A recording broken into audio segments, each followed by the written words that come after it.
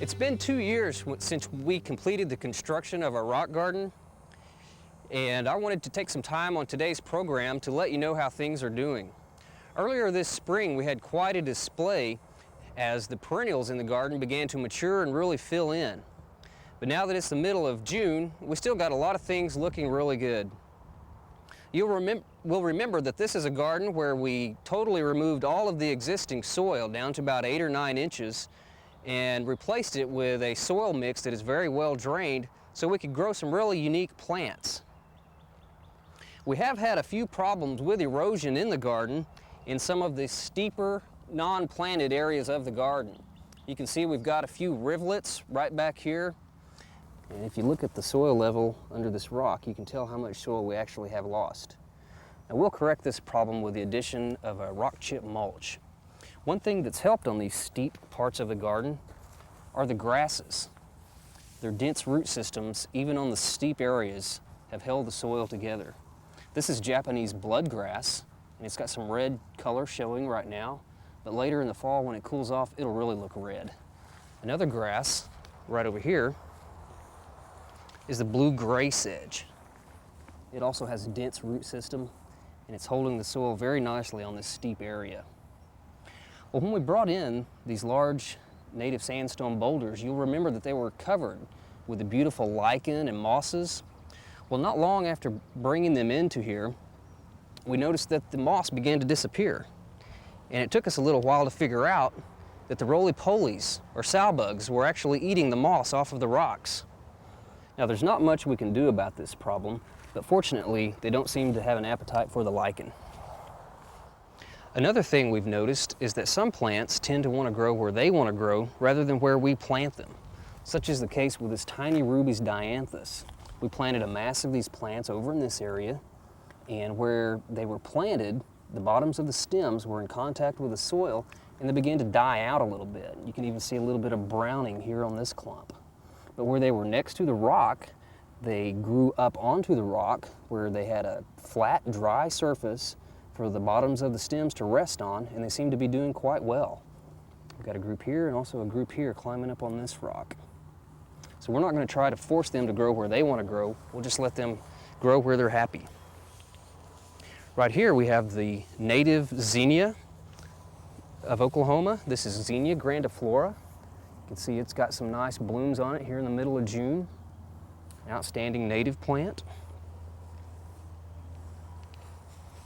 There's a shrub right up here that is doing well in the rock garden, would do well also in other parts of the garden, and this is the magic carpet spirea.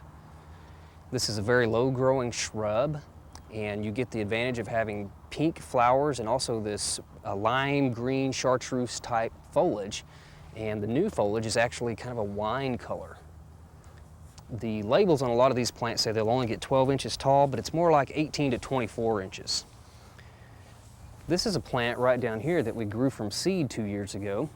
This is blue bouquet, spiked veronica. It's kind of just finishing up its flush of flowers right now, but it's also attractive because of the foliage makes a nice little green mat. Another plant we started from seed 2 years ago is the lavender lady, English lavender. And this plant has done quite well here. Some of the stems will die out, but they're always replaced by new ones each year. We've got a dwarf balloon flower blooming right here. And you can see where this plant gets its name because of the buds. Look like a big balloon getting ready to bust open. One of the dwarf conifers that we've been really pleased with is this dwarf globe Colorado spruce. You get the nice blue-gray color on a very short, low-growing shrub. And this one is also deer-resistant. This is a perennial that's performed quite well for us in the rock garden. This is a heuchera. This one's called Palace Purple. And a lot of these plants, also called coral bells, will have spikes of red or pink flowers that are very attractive. However, this one doesn't have those showy flowers. Its flowers are kind of a greenish white color. It's grown mostly for its foliage, this purple Metallica color. We're pleased to have gotten some annual plants established in the rock garden. These reseed themselves every year, so we always have plenty of them to work with. We simply just thin them out where we don't want them and let them grow where they look better. One of our favorites is this little Dalberg daisy. Got the nice little friendly yellow daisies, and it looks right at home here growing next to this blue pincushion flower. This is a perennial plant, and this one is a plant that blooms for most of the year, and also the butterflies just love this plant. This over here is cup flower, or Nirenbergia, and it reseeds itself throughout our rock garden. And some of these actually overwinter, and some of the nurseries around Oklahoma are selling these as perennial.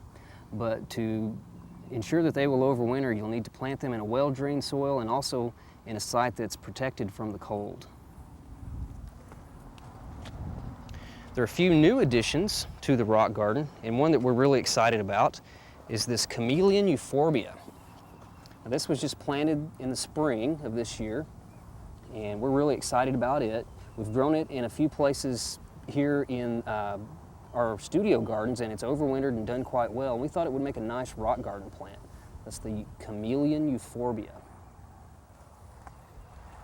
Another recent addition to the rock garden, right down here, is a hardy gazania. This one is called Colorado Gold. And if you're familiar with the gazanias, these are non-hardy bedding plants, but this is a new one, and it is hardy all the way to zone 4. It's a Colorado Gold gazania. Well, I hope you've enjoyed this update of the rock garden, and we'll keep you posted on how these plants do. We hope you've enjoyed this classic from the Oklahoma Gardening Vault. Remember, even though these tips and techniques are timeless, there's always something new to learn in the world of gardening. By subscribing to both Oklahoma Gardening and OK Gardening Classics, you'll have access to a wealth of gardening knowledge, both classic and contemporary.